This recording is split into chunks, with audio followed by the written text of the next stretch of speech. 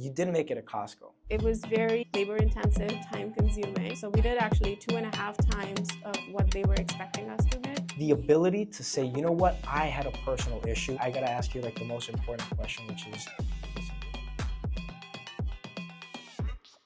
welcome everybody to the Big Idea episode 5003. No, I'm playing with you. No, but listen, this is Alex Jimenez, your host with the amazing Silky Abbott. And listen, we are going to be introducing Silky as well as Caned. For those new to the podcast, we're just going to be interviewing Silky. It's more like just a casual conversation and very, very, easy peasy. Is there like another saying we could say? Brandon and Caned, easy peasy. Juice squeezy. It's a juicy squeezy, something like that. Yeah, we're gonna have a juicy interview or there whatever. A juicy interview. Perfect. Okay, well, Silky, the first thing I gotta ask, because originally when I obviously found out more about Cane and we reached out to you through email, one of the first things that stood out to me was, I'm not sure if you already had it, but I saw pictures of the new redesign, right? So, obviously you have the old bottles, but one thing I was so fascinated about was the ability to mix Indian culture, if I'm not mistaken, with such an amazing brand like, obviously, Caned.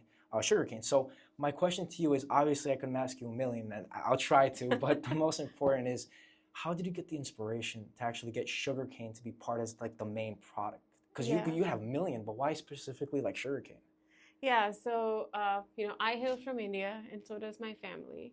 Okay. I have grown up drinking sugarcane juice, and it was part of my daily regimen as growing up, to have a glass of it just to maintain the body electrolytes after sports events, after just, our regular school days. Does not matter if it's winter or summer, for us to balance and have that hydration in the body, which was very limited when I actually moved to United States. All I could really see, and this is back in like 2007, wherein you could just see sugary sodas, and coconut water had just launched in the United States.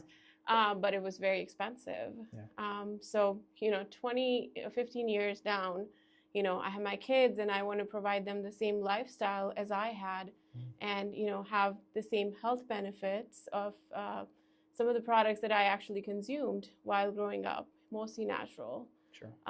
So, we could find coconut water everywhere, but the thing that was missing was something that I grew up with. Which was important part of daily lifestyle, which is sugarcane juice.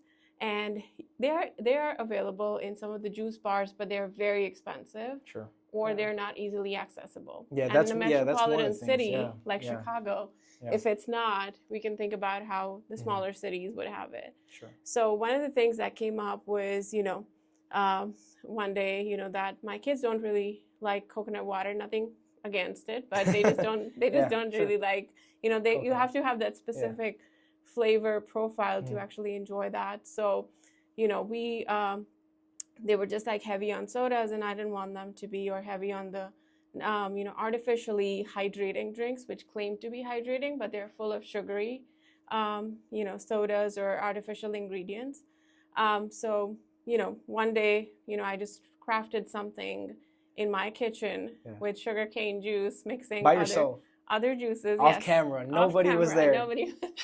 And my kids really liked it. So, I wanted to see how, how this could be adopted by a family. Everybody loved it, and they just thought that, why couldn't it be bigger? So we just started to, test out different flavors. Also had our first branding. Yes. In which we called it as Cane, and then we came up with a name called gunna, which is an Indian name for sugar cane. Okay.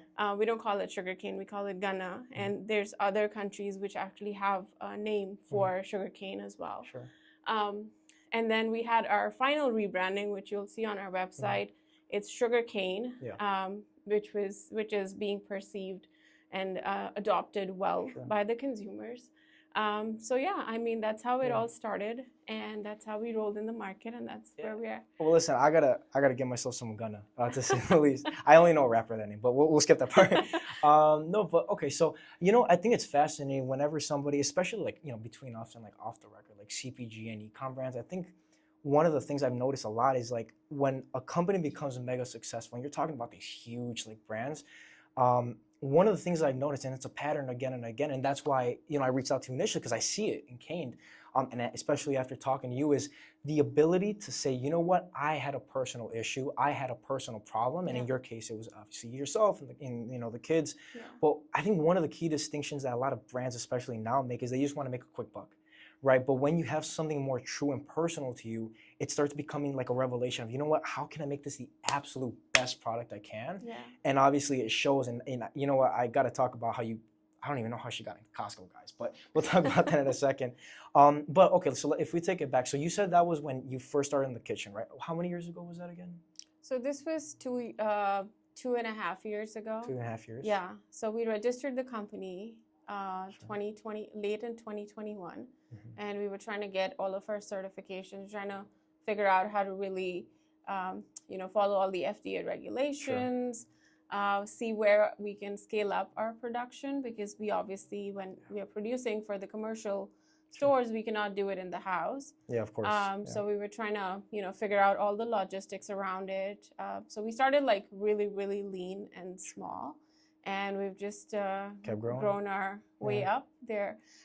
You know, with personal, I think it definitely brings in, you know, we're not innovating anything new that consumers don't really know about. Sure. Right? In what way?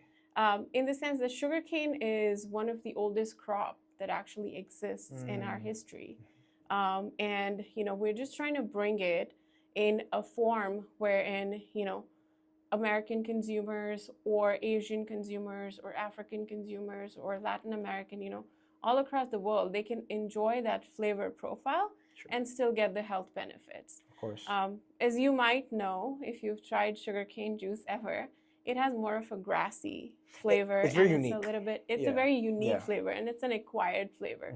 But if you will try our juices, you will see the difference between the flavor. And we've thoroughly worked on the recipes, and those are something that's proprietary to us. We also have a trademark on the logo now to say that, you know, this is because we are the only company globally making sugarcane juices right now. Yeah, so guys, don't go after Silky. She'll come after you. No, okay, so yeah, and you know what? I feel like, you know, especially when you do something like homemade, especially like you know, you have so many different variables. I never taken, well, I've taken one class for cooking, but that's as a whole story. I literally burned a cake. I don't know how that's possible. I burned a cake. But okay, so like one of the things I really was interested about is when you're making the product itself and you're figuring out, because obviously I see this podcast as like I'm actually having a conversation. Yeah. So one of the things I was always curious about, and I'm always asking, you know, CPG owners especially, is like, how do you come up with the ingredients, and but not only ingredients, but how do you match them correctly to make them taste the way you want it? Because you have not only that, but like you have to think about the consumers in mind. It may be the most amazing thing you could have ever imagined. Yeah. But when consumers taste it, it might have a little bit of a different reception. How'd you come up with the, I guess, flavor?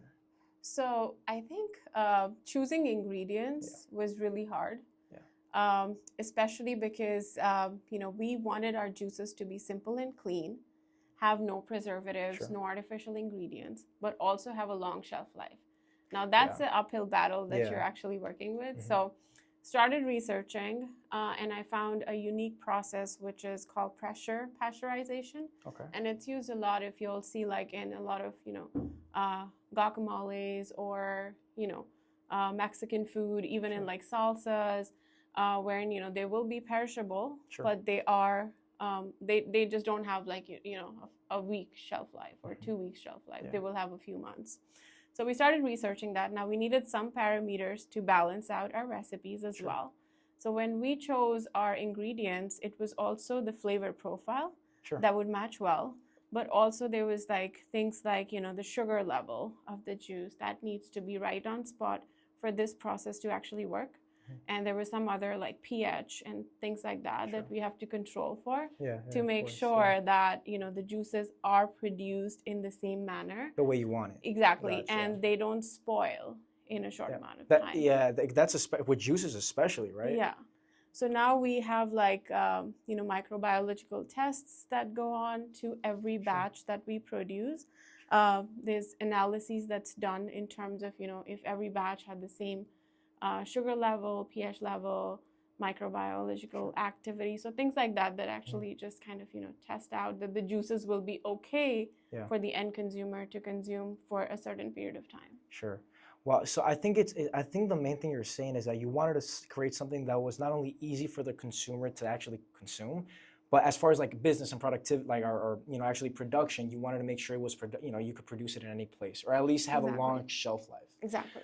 Which I think is the obvious kind of elephant in the room that I wanted to know about. Since you're able to make these in Cali, which I know you're, and I think it's about maybe 15 or something stores. I don't know the exact number, but you did make it at Costco, and a lot of the brands we've worked with, obviously they're expanding, and some of them are really already established. But especially with the CPG brand, we haven't had that many opportunities to say, you know what, how about we talk to somebody that's actually been in Costco, or if you're in Chicago, Pete's. I think you were saying Pete's, or we were in Pete's for a while. We were in Fresh Thyme for a long time. We're just changing distributors at this point in time. Okay. So that's why we are just going, and we have also rebranded. So we are trying to bring in, the newer stock, newer packaging, and the newer.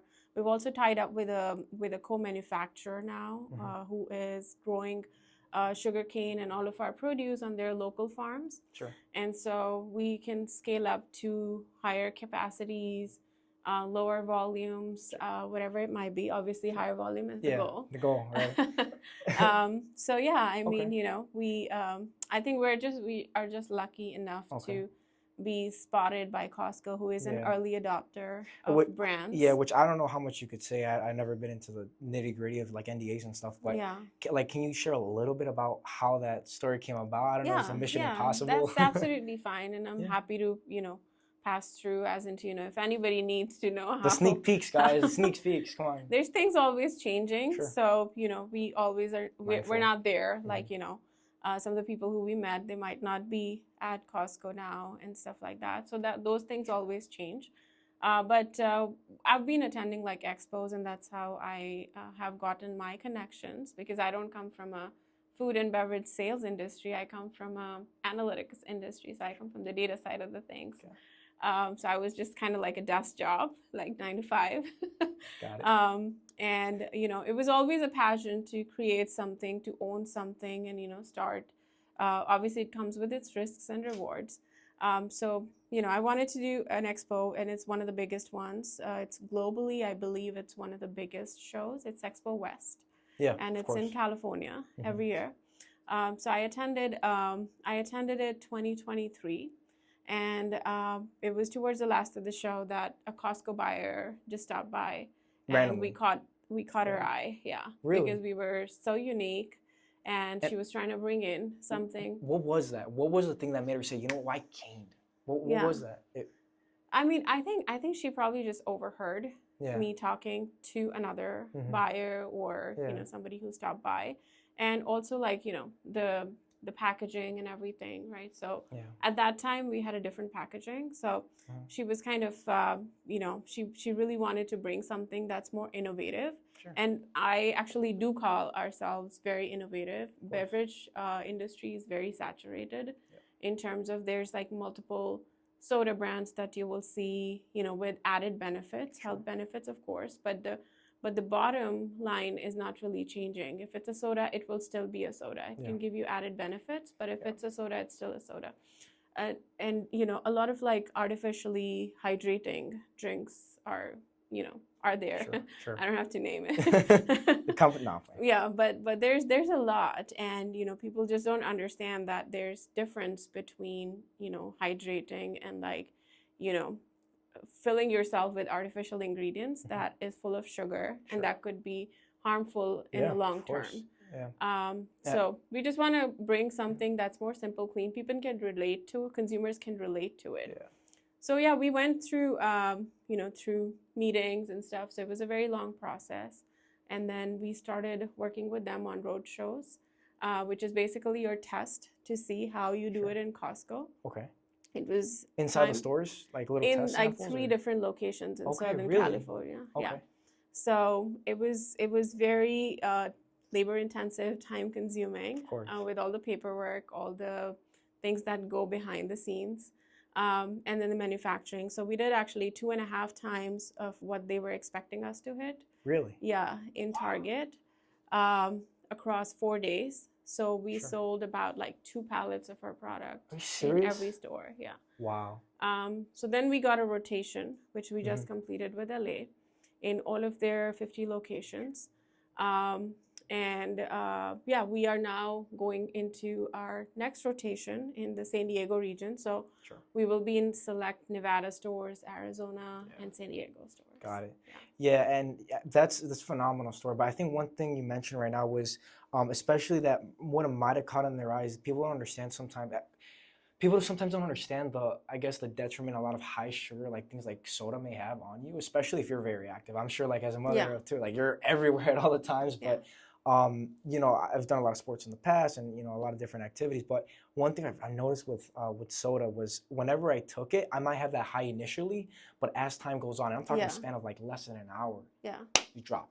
Yeah. Right, and I think especially with sugar cane, because I know, if I'm not mistaken, I think they have it in Egypt too. I think they have sugar Yeah, cane. they do have it.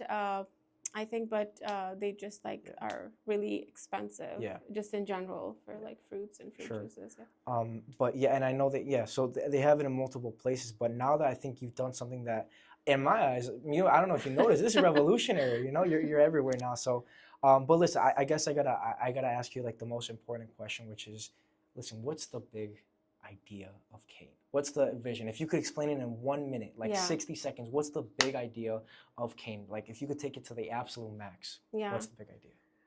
I think our mission, I would say, is to you know, bring affordable and accessible hydration, natural hydration into consumers' life, right? And our mode is bringing it through sugarcane juices. And with that, you know, obviously we are trying to create a lot of awareness because not every consumer is going to know about what sugarcane juice is. It's actually a low glycemic food. So unlike its name, which means that it's a low sugar diet friendly, it's a diabetic friendly crop. So it's okay for anybody and everybody to consume in any demographic. But obviously that's going to take time because, you know, people just go by the name, which is sugarcane is same as cane sugar in water, which is not. It's very different. So yeah, I mean, the whole point is, you know, to grow national retail expansion, especially it being a perishable product.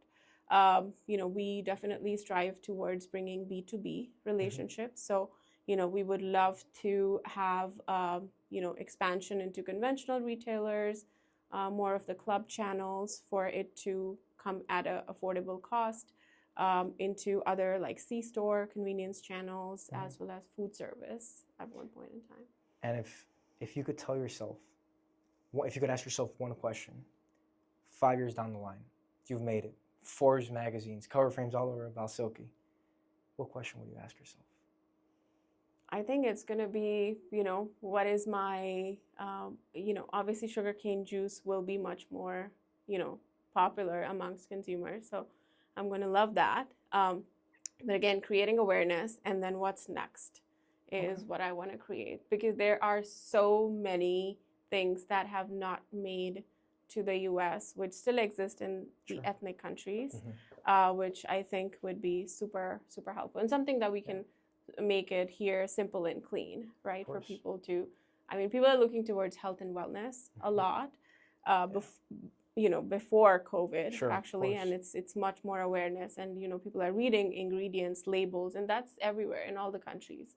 So I think, you know, moving away from artificial ingredients is for the good, and you know, we wanna help towards that. Perfect. Okay. Well, listen, guys. Listen, Silky, it was a pleasure meeting you. Talking like always.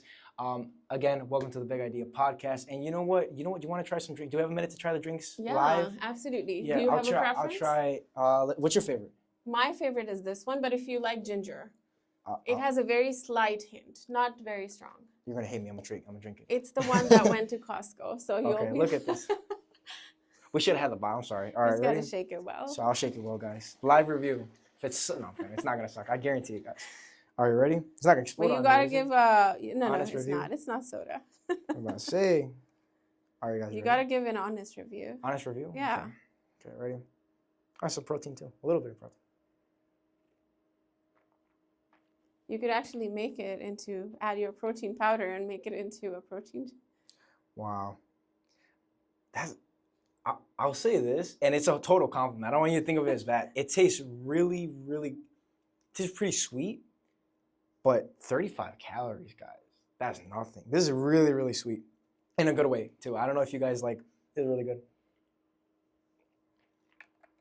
Some ASMR. No, I give it, no, this is really good. I mean, come on, 10 out of 10, guys. What can I say? I'll give it a 10 out of 10.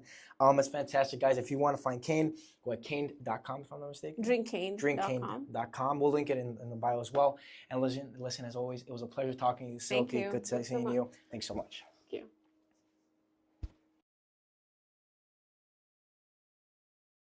Can I show me? Oh, wow. How do I do this? You can't even go. Oh.